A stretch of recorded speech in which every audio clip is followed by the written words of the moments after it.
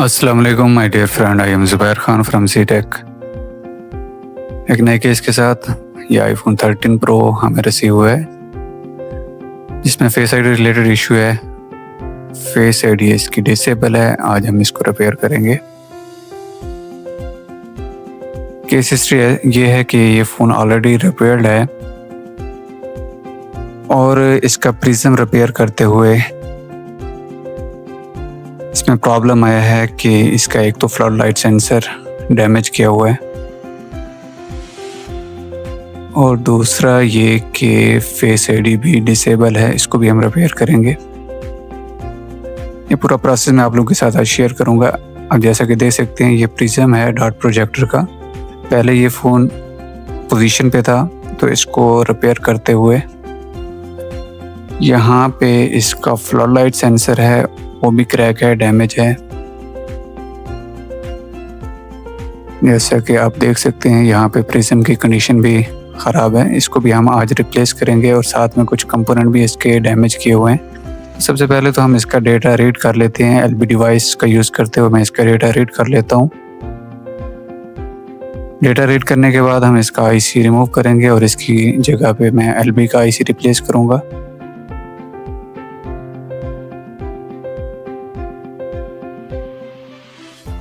और साथ में कुछ कंपोनेंट भी डैमेज किए हुए हैं, वो कंपोनेंट में मैं अपनी पोजीशन पे दोबारा लगा लूँगा दूसरे मॉड्यूल से रिमूव करके।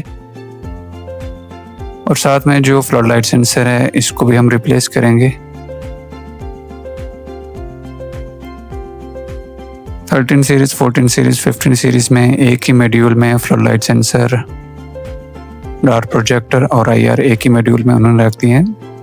पहले 12 सीरीज़ तक, आईफोन एक्स से लेकर 12 सीरीज़ तक जो फ्लड लाइट सेंसर है वो फ्रंट फ्लेक्स में था, बट अभी 13 सीरीज़ से लेकर 16 सीरीज़, 17 सीरीज़ तक फ्लड लाइट सेंसर भी डॉट प्रोजेक्टर के अंदर ही है, एक ही मॉड्यूल में रख दिया गया है।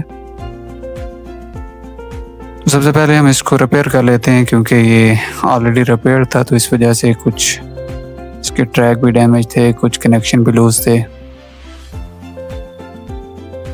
तो मैंने फ्लड लाइट सेंसर दूसरे डॉट प्रोजेक्टर से रिमूव करके इसके ऊपर लगा लेता हूँ।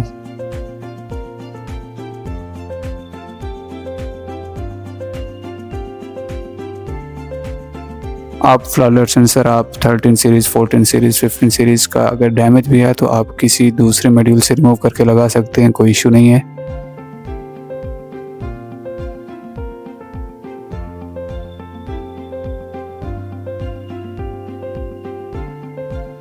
फ्लड लाइट रिप्लेसमेंट करने के बाद, फ्लड लाइट सेंसर रिप्लेस करने के बाद हम इसका डेटा राइट कर लेते हैं। ओरिजिनल डेटा चूँकि मैंने बैकअप बना लिया था, तो वो बैकअप राइट कर लूँगा। मैं हमेशा एलबी के आईसी यूज़ करता हूँ फेस आईडी रिपेयर करने के लिए, 13 सीरीज़, 14 सीरीज़, 15 सीरीज़ के लिए। अब वेरिफिकेशन करने के लिए मैं जब इसको टेस्ट कर रहा हूँ, तो यहाँ पे आप देख सकते हैं कि इसका डॉट प्रोजेक्टर भी ब्लिंक कर रहा है और फ्लड लाइट सेंसर भी ब्लिंक कर रहा है। तो मुझे वेरीफाई हो गया कि फ्लड लाइट सेंसर भी ठीक है और डॉट प्रोजेक्टर भी ठीक है। तो उसके बाद मैं इसका आईआर क्लीन करूँगा।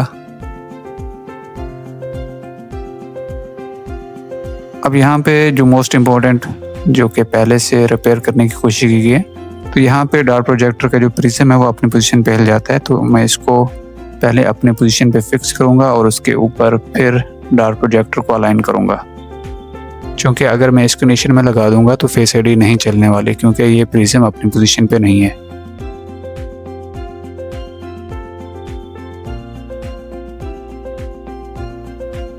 सुपर ग्लू से हम इसको अपनी पोजीशन पे फिक्स कर लेते हैं।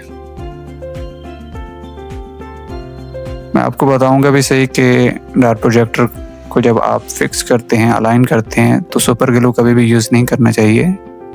जो गम मैं यूज़ करता हूँ वो भी आपके साथ मैं शेयर करूँगा कि मैं कौन सी गम यूज़ करता हूँ।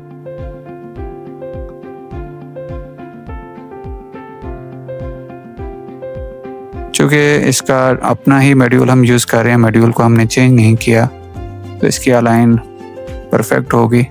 अगर हम इसका मॉड्यूल चेंज करते तो थोड़ा अलाइन करने में मसला आ सकता था, लेकिन अभी चूँकि हमने मॉड्यूल इसका अपना ही यूज़ किया है, तो अलाइन परफेक्ट होगी।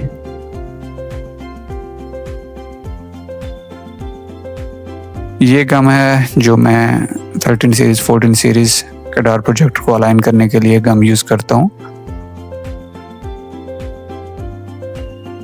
कंप्लीट प्रोसेस करने के बाद हम इसको टेस्टिंग करेंगे।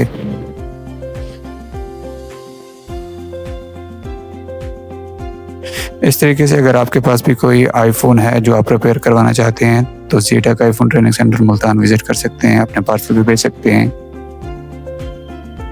ओके, फ़ोन हमारा रेडी हो गया, फेस आईडी वर्किंग कंडीशन में है। Thank you very much. इस तरीके से इंटरेस्टिंग वीडियो देखने के लिए हमारे पेज को लाइक एंड फॉलो कर लें।